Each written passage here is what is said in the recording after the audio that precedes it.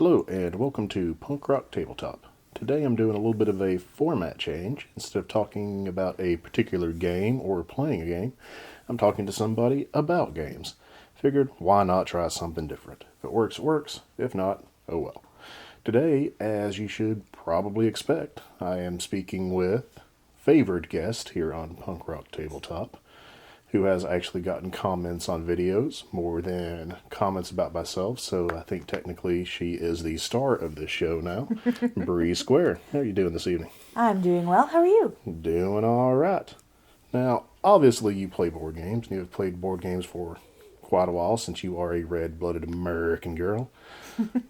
Growing up, most people's board game playing typically starts with family. What were some of the board games you and your family enjoyed playing together? Well, that's actually a bit strange because my family was not the biggest on actual boxed board games. We were more card game players. We played. I count. Yeah, so we played a ton of different variations of games you could play with, just a regular deck of cards. But you've been around my family. We also had specialty card games that we were especially fond of, like Muleborn or Phase 10 or even Uno, but mostly Muleborn. And I don't think I've actually ever seen anybody else besides my family, the Prices, play it. That is true. I don't think I'd really been exposed to Milborn before until we entered each other's circles and playing that with your family. That is true. I'm trying to think. I don't think I've seen a single board game over there in that house. I don't even think they own a copy of Monopoly. There's going to be a Monopoly somewhere. We used to have one. I specifically remember us having a really old copy of Monopoly when I was much younger, but we didn't necessarily have the attention span to sit still and get through an entire game of Monopoly, so it mostly ended up being let's play with the pretty metal symbols. A standard game of Monopoly, when played by the rules, it's less than 60 minutes, but hey, whatever. That's something else for a different podcast, I guess. Actually, you've already done that. Yeah, I try to keep my ranting.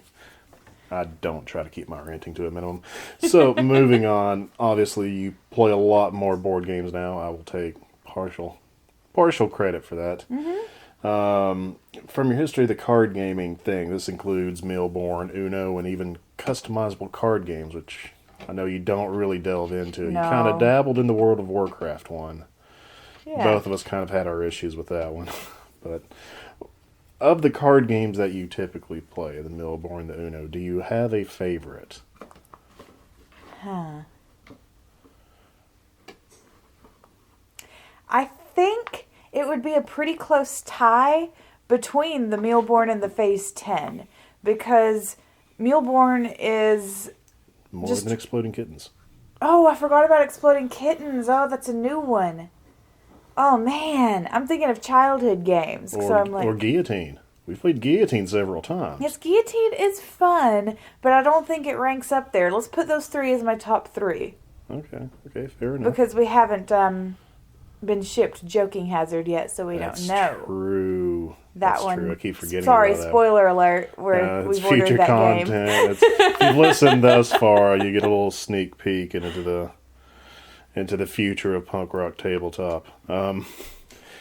Board game wise, your standards of Battleship and even some of the more outside ones that we play, like Arkham Horror and things like that. What in board gaming do you like? Do you like random chance things more? Do you like fun? Do you like deep strategy and tactics? When you're looking to play a board game, what does Brii-Squared want to play? I tend to prefer things that I can, I guess, intellectually bulldoze into.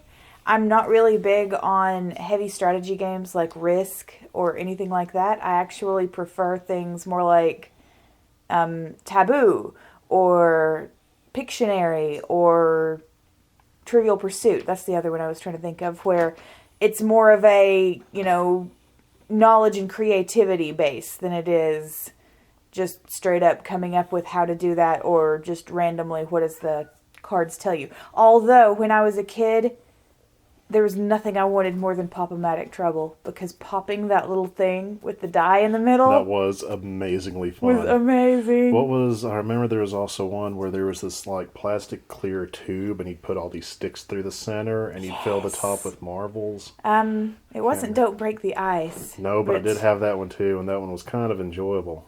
I can't remember what I know was. what you're talking about, and it always looked cool. That one was insanely fun, even on solo play. It was like Jenga with sticks in a tube. Oh, enjoy me some Jenga. Oh my god!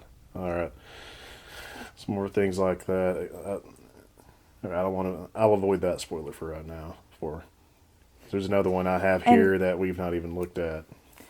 Do you remember the game Perfection?